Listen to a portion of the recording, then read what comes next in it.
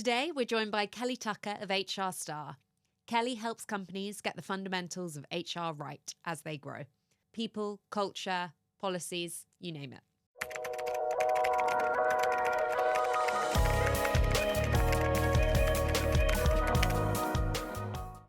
So Kelly, so nice to have you here today. It would be great for those who haven't heard of HR Star if you could explain what you guys do. Sure. We are a 10-year-old HR consultancy.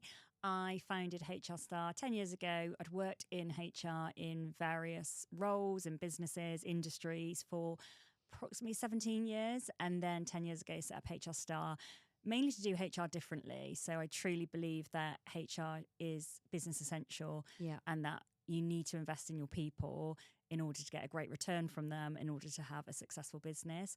So HR Star was born to do just that, to partner with clients who wanted that investment in their people, who wanted somebody to come in and really look at how they could create a great people experience, an engaged workforce to ultimately achieve their business plans through their people, to drive business success. And yeah, that's what we do. And over the last 10 years, we've been working with a whole variety of clients, like I say, being their people partner and really looking at each stage of that employee life cycle and making it as good as it can be. When you started it 10 years ago, if we go all the way back, what was kind of the point that you decided I need to start my own thing and there's something here? I think having worked, as I said, in HR for a number of years and getting to a senior level. So I always assumed once you'd got to that sort of head of HR director level, that you would have a voice and be able to influence people's decisions. And I was still finding that that wasn't always the case, that I was invited into senior leadership meetings, but a lot of the decisions relating to the business were made without me being part of the decision-making process, yet majority of the time they impacted the people. So I was being asked to go out and implement changes that I hadn't had a say in, and it didn't always feel right. And sometimes I was being asked by the people, why are we doing this? And I couldn't always provide the answers to that, or didn't necessarily agree with that. And I just felt that it was still a bit of an afterthought bringing in HR. So for me, I was like, I want to do this differently. And whilst I had some free reign to do that where I worked, it wasn't enough. And I was like, the only way I'm going to really be able to do HR the way that I want to do it is by doing it in my own way, in my own business, and going out to work with clients who want just me to do their HR. And for a company starting up who's small and maybe doesn't have that HR budget, what are the things that you would recommend putting in place at those early stages? I think that's why another reason HR Star exists, because I do recognise that not every business needs a full-time HR function. They don't necessarily need HR all of the time. It might be to come in and do specific things. So as a small business, you will still need certain policies in place. You know, how are your people taking their holiday? How much holiday are they entitled to? What happens when they're sick? How do they get training and development? So all of those things are needed, even if you are a small business with a small team. So you wouldn't necessarily think about bringing in a HR person to have within your team to do those things. But with us, we go in as HR Star and we'll do a project where we work with quite a lot of small businesses, new businesses, and we'll look at doing what I call brilliant basics. So do they all have contracts? Do they have policies in place? Are we really clear around those day-to-day essentials like holiday, sick, managing performance, etc.? And sometimes that's all you'll need to start with. And then as the business grows, you can grow that HR function. And do you see kind of common mistakes across lots of businesses? Yeah. We often see the things that I've just talked about, so lack of contracts, policies, and it's all great until it isn't. So all of a sudden there is an issue with somebody not understanding what their contractual obligations are, or not wanting to work a notice period, or we've got some performance issues, or somebody's taken, in their view, too much sick, and it's like, we need to manage this situation. And my first question would be, okay, let me see what your policies and your contracts say. Oh, we don't have one. Or we have one that we've just downloaded off the internet and it doesn't cover everything that it needs to. And also employment law changes all the time. It's reviewed and updated every year, and you need to ensure that you're updating and reviewing your policies in line with that. And I think it's those businesses who think they don't need it, and when they do, if they don't have those things in place, that's when it can become quite tricky. Yeah. And do you ever find that you give advice that's not taken well by founders, and how do you kind of deal with that? That's really interesting, because it's something that's happened recently in terms of we've actually just parted ways with a client, and it was my decision because I didn't feel we aligned anymore in terms of our values.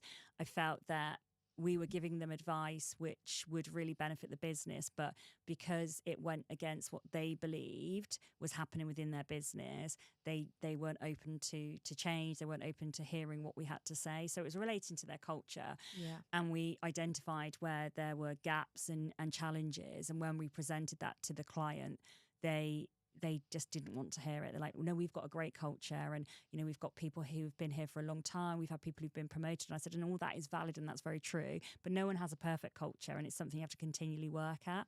There are also businesses that have grown significantly over the last couple of years, and with growth comes challenge and change. Yeah. And so we have tried to advise on what they need to do to make improvements. They're like, no, everything's fine. We don't need to do it. So I was like, okay, well then we can't work with you, because we're not just about ticking a box or just telling you everything's perfect if it isn't. We need to be able to work with clients who really value our feedback, the fact that we have been doing this for a very long time, that we're experts in our field.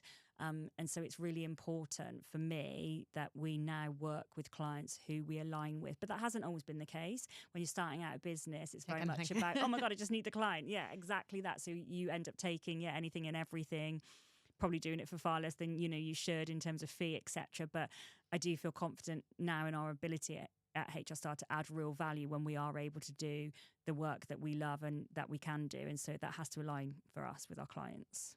And in terms of company culture, I feel like that can often be viewed as quite fuzzy and fluffy. Yeah, probably the better word.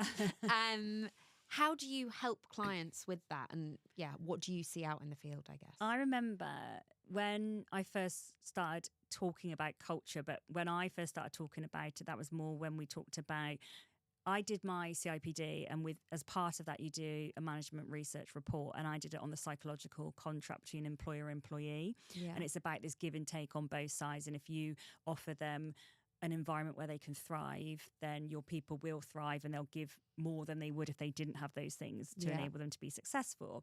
And for me, that just made sense. I was like, yeah, that makes perfect sense. And in one of my first jobs in HR, we used to spend a significant amount of money settling people out of the business and on recruiting replacement. And I was like, surely if we just put more money into creating a great experience for our people, they would stay. So it all made sense. But back then, HR was very much seen as this function we're allowed to hire and fire. It wasn't business essential. And anything around engagement or psychological contract was seen as fluffy. So I spent many a year sort of going around saying to people, it's not fluffy. You have to do this stuff. It's not just nice to have. And I think now we are seeing that people are understanding that more and really realizing that actually people's perceptions of what they want and need from work has changed massively. And as an employer, if you're not listening to that and if you're not aligning to that, you won't attract and retain the best people. So I feel that there are still people out there who see it as fluffy and think, culture's just about putting beanbags in the office and pizza Fridays. And of course, it isn't that. I mean, those things are nice. It's nice to have a great environment, but it's so much more than that. And I think the pandemic definitely excelled people's sort of thoughts around, actually, I don't just want to go into the office 9 to 5, Monday to Friday, and have to fit my life in around that. I want to blend it a bit more. I want to be able to work from home sometimes so I can take deliveries or see my kids or put some washing on, etc. But that doesn't mean I'm any less productive, and I could be more productive potentially if I can balance my work-life balance a bit more. And not everybody jumped on that bandwagon straight away. And, we saw a lot of debate coming out of the pandemic about, should we be back to the office? Should we be at home? And I think it's not one size fits all. I do great work sometimes when I'm at home, when I need that deep concentration, I need to get my head down. But then I can also get distracted. My kids come home from school or someone knocks at the door, and it's frustrating when I'm trying to work. But likewise, sometimes I do need that space to just be in my thoughts and undistracted. Other times I want to be in the office and I want to be around my team and I want that collaboration and I want us to be together in person. So I will always say there isn't one size fits all, and what's right for me and my business and my culture isn't going to be the same in other businesses. I've also seen that so many companies, it's kind of going completely remote or completely in office, and they're going to attract different types of people, which is actually a good thing, I think. I think you also are making your choices about where you work. based on those policies. I think that is like so accurate. And I've been trying to say this also to business owners and clients for a long time. You can set up your business and run your business however you want, obviously in line with employment law. There are boundaries.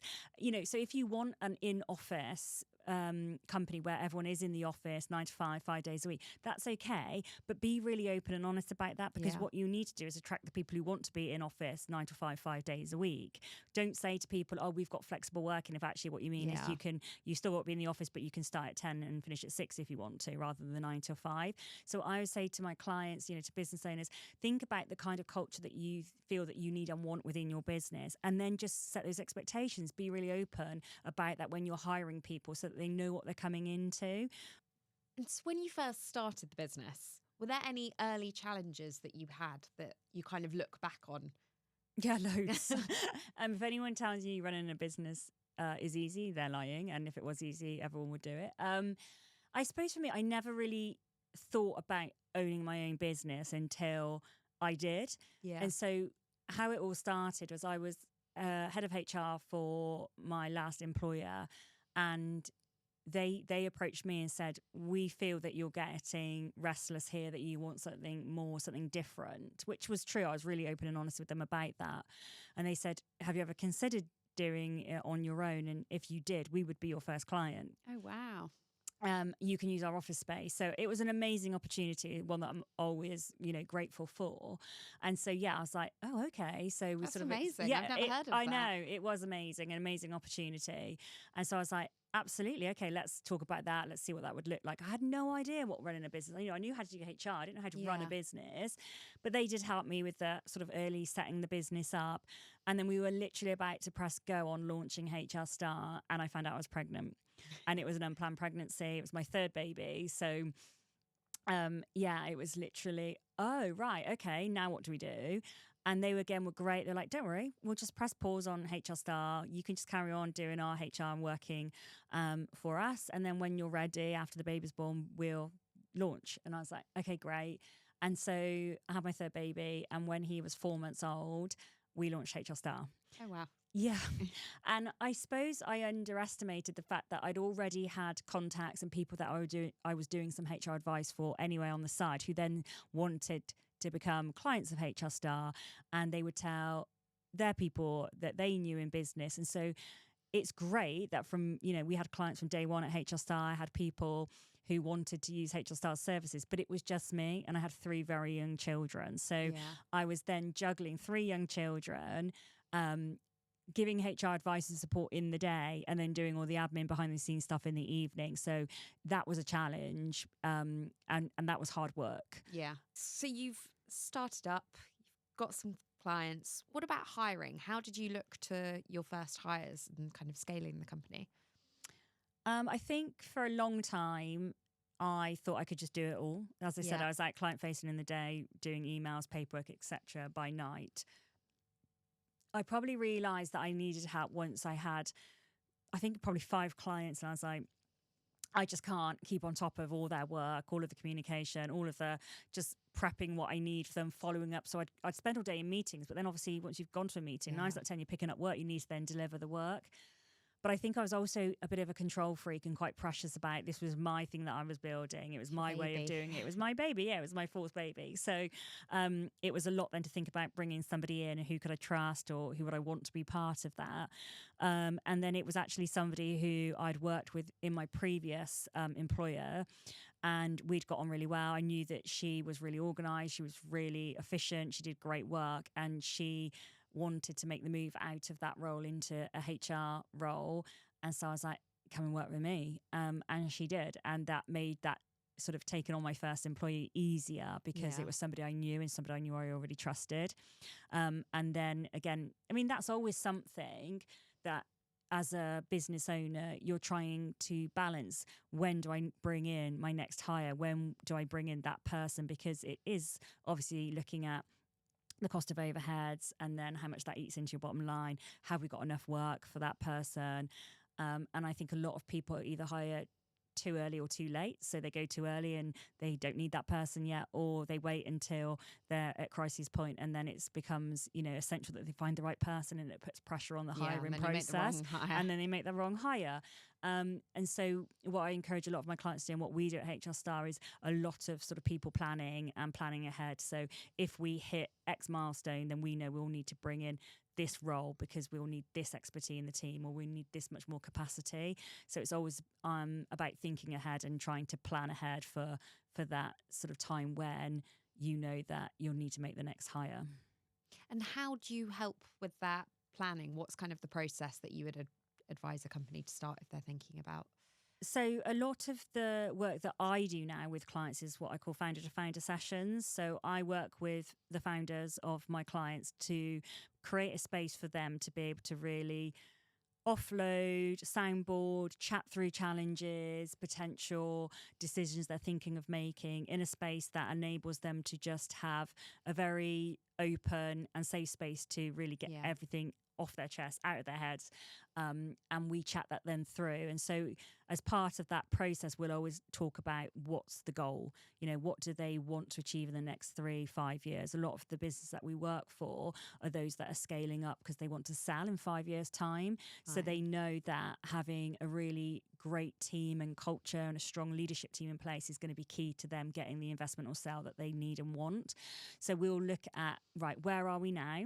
What does that structure look like in 5 years' time? And then I work backwards with them. So where are the key hires coming from? Is that something that we are nurturing from within? Is it talent that we need to develop? Or is it specialist roles that we know we're going to have to hire in? So we need to plan how we're doing that.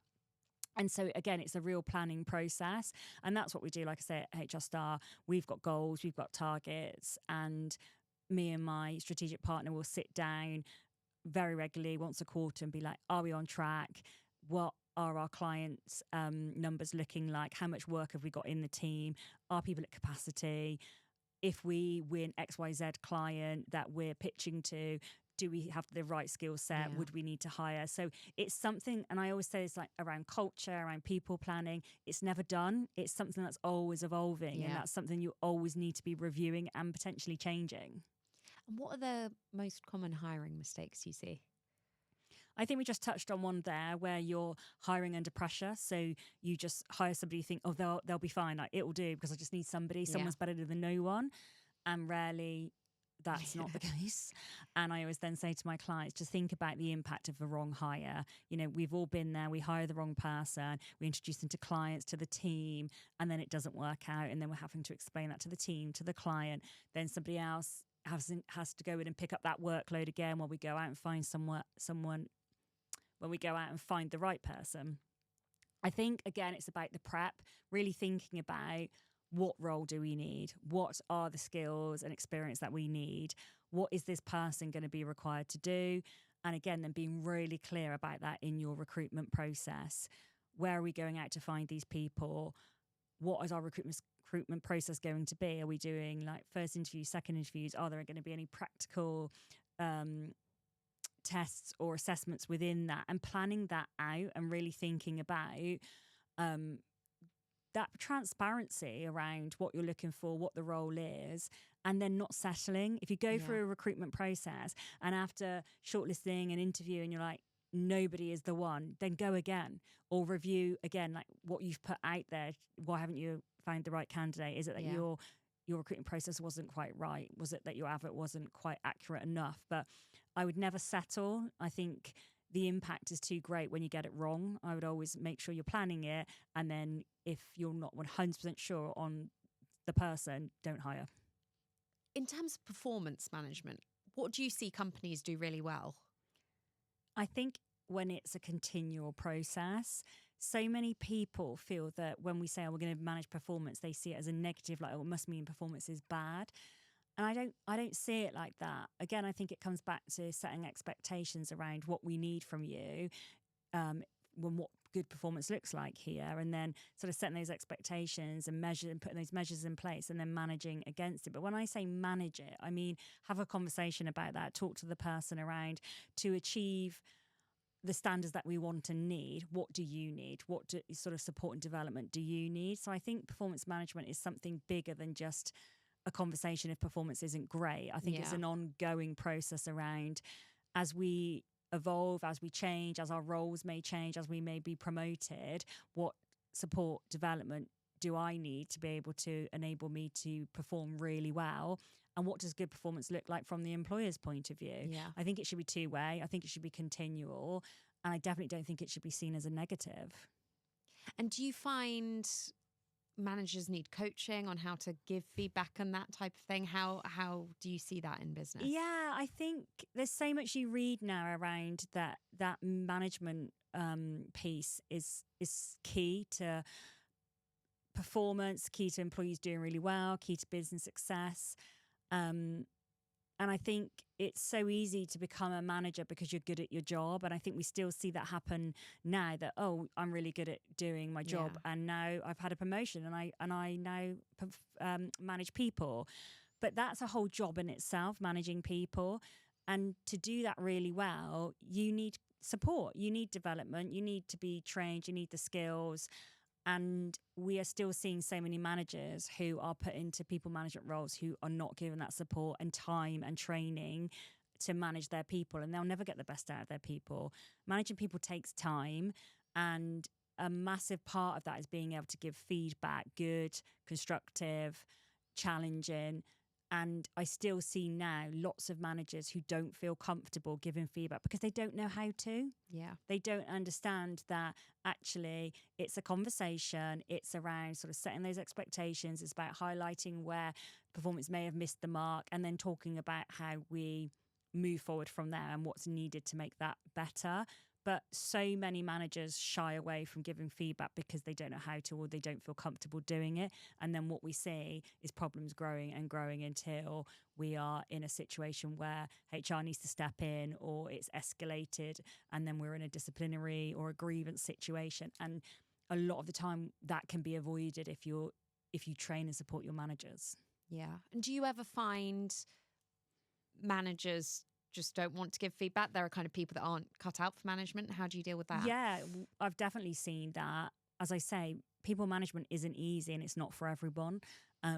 Some people will not want to do it, and that's okay. I don't think we should assume that a promotion always means you have to manage people, or that you can't be promoted or have a career that continues to grow and develop without having people management within it. It isn't for everybody. It's hard. I've done it over the years many a time.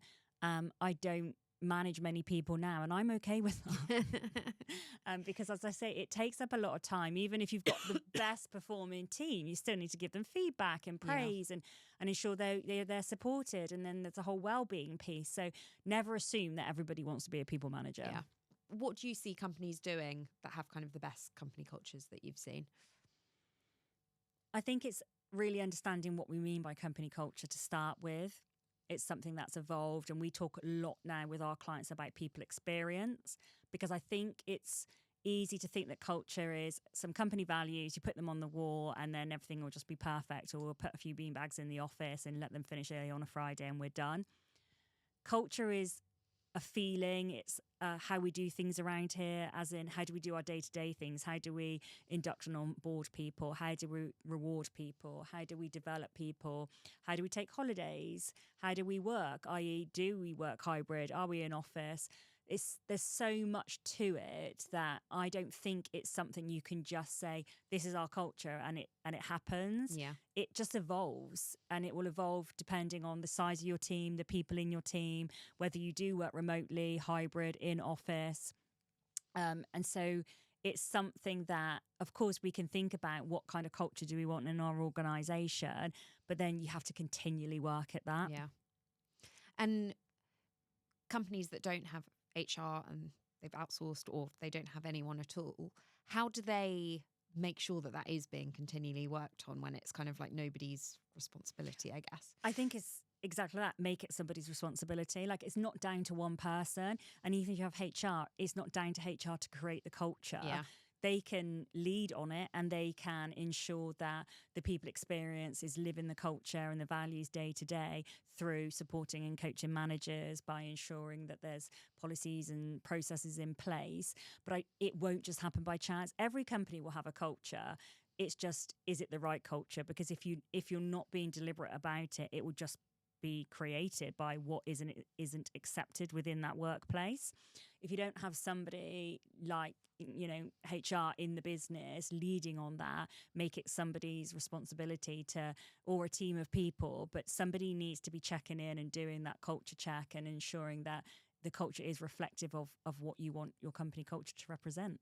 Do you have any tips for companies that are kind of hybrid and have less days in the office? How do they make the most of it? I think it's about, if you're only coming into the office on a certain number of days a week or a month, being really intentional about what those days are going to be used for.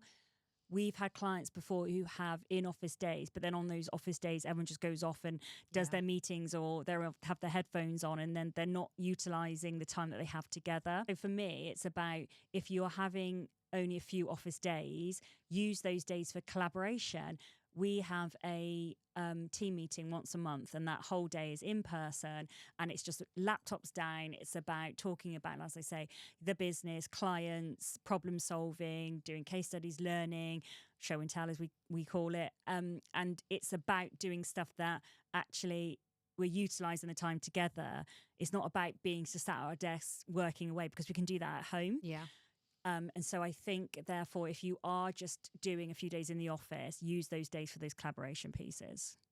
And what advice would you give to founders about having difficult conversations? Don't avoid it. Yeah. So many times situations can be resolved through good communication. And what I mean by that is, have a conversation. It doesn't have to feel uncomfortable. It doesn't have to be difficult. Stick to the facts. Share with the person what you're seeing, why that's not meeting expectation, what you need to see, ask what support or training they may need if everything's okay. But don't avoid having that conversation. How many times have we all worried about having a conversation, had it, and been like, oh my God, I'm so glad I had that conversation. I feel so much better now. I feel like the build-up is normally much worse. The build-up is normally, it's so much worse than the actual conversation. Don't avoid it. Have the chat, and 99% of the time, everyone will feel better for it, and that situation will improve because of it. And how would you recommend preparing for a difficult conversation? Stick to the facts, make a note of what you're seeing, why it's not what you need or want from that person. If it's performance related, what the impact of that poor performance is having, what you need to see from them, set that expectation, and then do the check-in. Is everything okay? Is there something that you need? Is there some support that you need? Is it a training need? Is it that they're just not in a great place, or they need some additional support or encouragement, or they've just never been shown, or they don't understand, or they've never had those expectations set? Never assume. So just have an open and honest conversation. So it was so great speaking to Kelly. I feel like I learned so much about HR in general, and have walked away with so many things that I want to implement at Tally Workspace. I think the way she spoke about communicating with employees, as well as how continuous everything is, whether that's business planning or employee feedback and management.